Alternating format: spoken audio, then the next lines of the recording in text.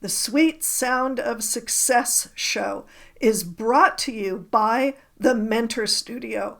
The Mentor Studio is an exclusive mentoring and training program for social influencers, business owners, entrepreneurs, coaches, and startups, bringing personal development to the underserved around the world. And brought to you by Success Strategists, simple strategies that work to develop your business with flow and ease using proven strategies and the right tactics. This is the Sweet Sound of Success with Sue Wilhite, Success Attraction Expert. Dayna is a mind-body wellness coach located in Vancouver, British Columbia. She helps people heal themselves through movement and the practice of Ayurvedic wellness. Welcome, Dayna. Hi, Sue. Thanks for having me. Oh, I am thrilled to have you. We have so much in common. Yes, we do. So we have both had interesting hero's journeys. And for the folks who don't know what a hero's journey is, this is about the hero's journey for the entrepreneur soul. And we have these points of reference that are on Joseph Campbell's 16 element hero's journey cycle. And those elements, we're not going to do all 16. We're only going to do 5 of them because that's enough. And Thank you. relevant, yes. And they're relevant to the entrepreneur's journey. And those 5 elements are the ordinary beginning, which I always laugh at because nobody's ordinary. I don't care who you are. You're not ordinary. You're extraordinary. And but you got to start somewhere. There's a beginning. And then there's the call to action. What booted you into whatever it is that you're doing? And partly wrapped up in that many times is the big hairy monsters that you get to deal with. Sometimes it's what booted you into the call to action. Sometimes they come up after you have started and there's things that come up in your face. I call it the universe asking the essential question, is that really what you wanted? And then in order to get through these big hairy monsters, a lot of times you need allies, you need mentors, you need coaches, you need folks who are going to support you, cheerlead you, move you forward, give you a little push or a boot in the back if you really need it. If you need it. And then there's those other folks who have no clue what it is that you're doing or why you're doing it and what your vision is. They've got a completely different vision. They're not seeing through your eyes. They don't understand. And they can be very resistant. And so we get to talk about that. So Dayna, what was your ordinary beginning? How far back do I go? Well, we prefer to start a little bit sooner than 63 million years ago, the dinosaurs walked, which is my, Celtic storytelling tradition. That's probably good. We're not going back that far, but, wherever you want to start. So I'm in mind body wellness, and I grew up in a house where athletics was always a big part of our lives, and so it was an important part of our outlets. We grew up in the gratefully in the mountains, and a lot of time in nature, and so my parents set a very good template for movement, and it had always been an important part of my life. I dabbled in other things career-wise. I was selling advertising and doing different things. And then I got married and I had a son and I was quite overweight and I had a really hard time getting the weight off. And so I kind of went back to my roots of the movement piece. And I dropped about 50 pounds. So it got me to a nice healthy weight. I wasn't one of the ones that had women that had babies and like lost the weight magically kind of thing. So thought after this, I was like, if I could do this for myself, maybe I could do this with others. I'd had a history of coaching kids actually skiing as a teenager and stuff like that. So it was always something that was kind of my passion. So I kind of thought, oh, that was a fun job. Maybe I can try this. And so I went back to school to get some education into exercise physiology and movement. Became a personal trainer I've been personal trainer for about 22 years. Over the course of the last 5 years or so, it's gotten more and more into the mind body connection, into the emotional body, and how that kind of is attached to an important part of our healing, right? Whenever we have things. So I started a business. It's been very, very successful. I'm fortunate to be a waitlisted personal trainer or coach out there. And it's been a very successful practice for me. But there were earlier days where I was grinding pretty hard to make ends meet. My husband and I split up. My son was 3. So I was going through a divorce at the same time too. And I was trying to build a business. So I was grinding. I was working 6 days a week. I did it for almost 10 years. I barely took holidays. I know, right? It's ridiculous. When I look back, it's ridiculous. Who can sustain that, right? You can't. Yeah, no. So, and the universe said, no, you can't. So, so despite my knowledge in exercise and nutrition and all those kind of health and wellness areas, I developed an autoimmune disease. So I was quite unwell for a while before I was getting diagnosed. Autoimmune diseases can be pretty tricky out there. They are hard to diagnose, and often our symptoms can be linked to so many different things. It's hard to get the right kind of testing to diagnose what's going on. I visibly had hair loss happening. So I lost and it was coming out in droves, but I also had some other kind of weird physical symptoms that were kind of going on. So I did a bunch of treatments. I even paid for some care up here. I'm in Canada, so healthcare is universal here. So usually covered, but I was desperate because things were weird and I wasn't getting into specialist appointments. And I was again, still trying to run a business and raise a kid, all these things. Right. And so, finally, actually through alternative medicine, through my acupuncturist, actually, she recommended some tests for my GP to do. We kind of figured out I had some thyroid stuff going on and a few other health things that were kind of showing up for me.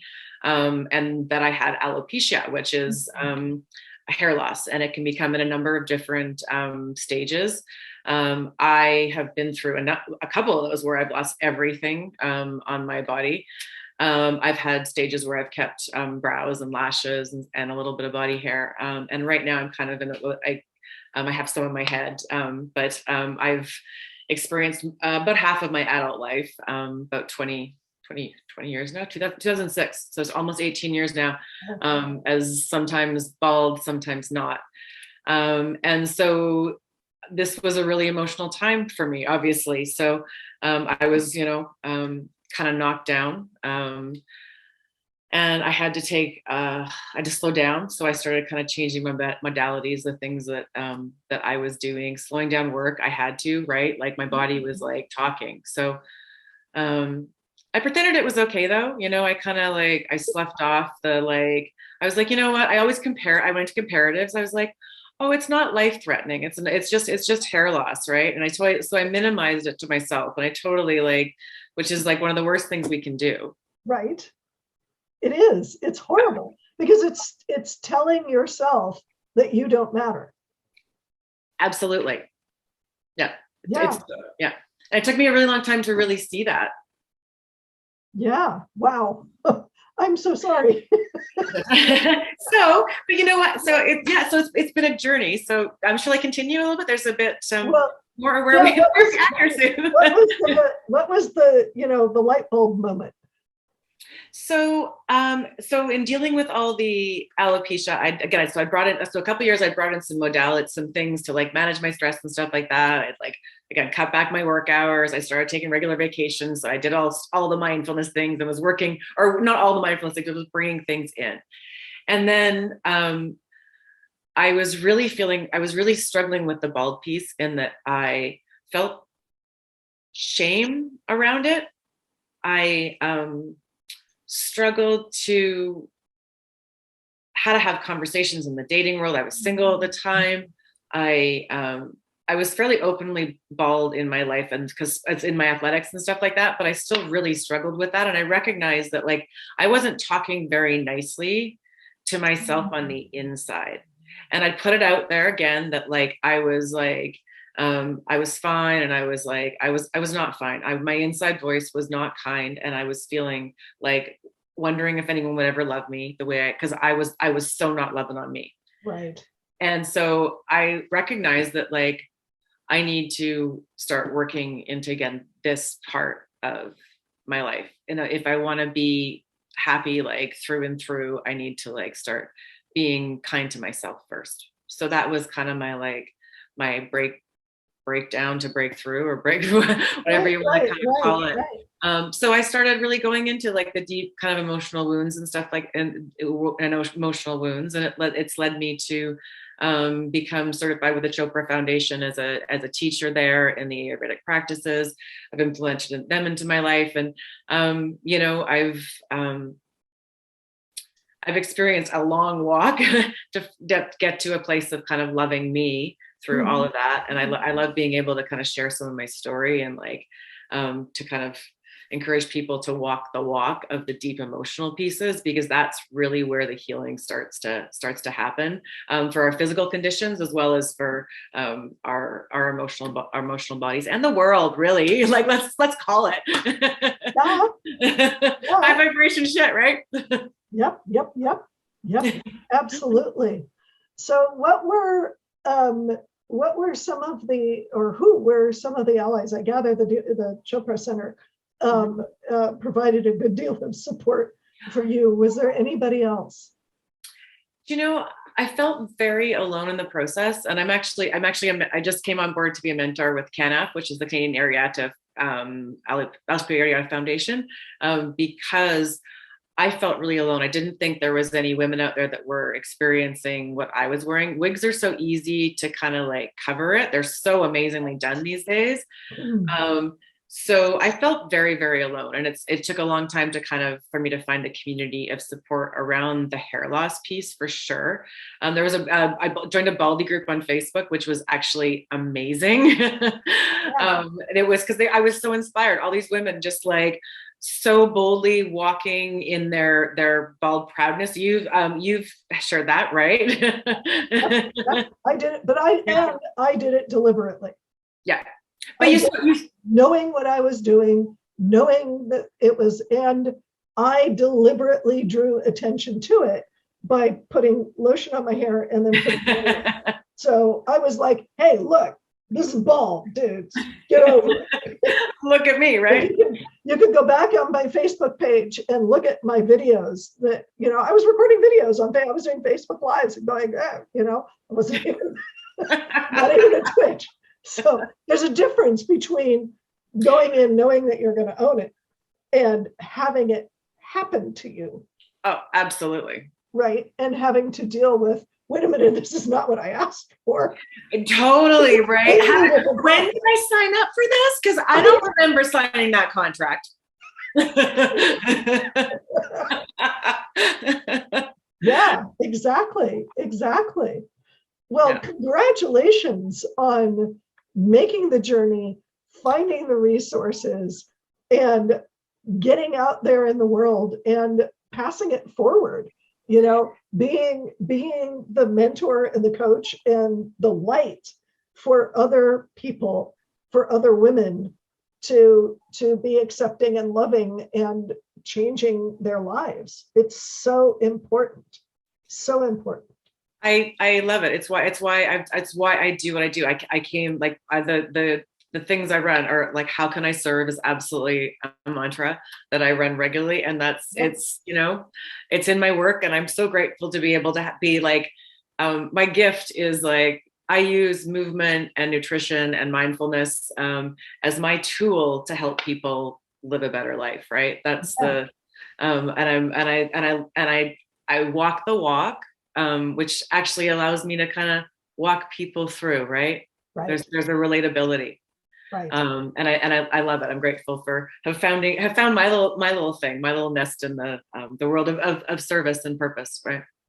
Yeah, because hey, there's 7.5 billion people on the planet, and a lot of them need help. So everybody counts. Absolutely. Everybody who's in service counts. Absolutely. And relating with those that have been through stuff is so important, right? Yeah. Our Yeah. connections. Well, thank you so much for being a guest on my show. I really appreciate it. I'm so glad we connected. Yeah. Thank you. Thank you. Thank you. Thank And, you so yeah, go ahead. Thank you so much for having me, Sue. It was a beautiful accident. Yes. Hey, those are the best kind, right? Absolutely. And cheers to even just walking the Baldy journey, because that takes courage. It's amazing. And the donation that you made too, beautiful. Like that's amazing. So thank you for your contribution. You do share some of my story. Yeah. Yeah. Well, thank you. Thank you. And thank you to my audience on the sweet sound of success.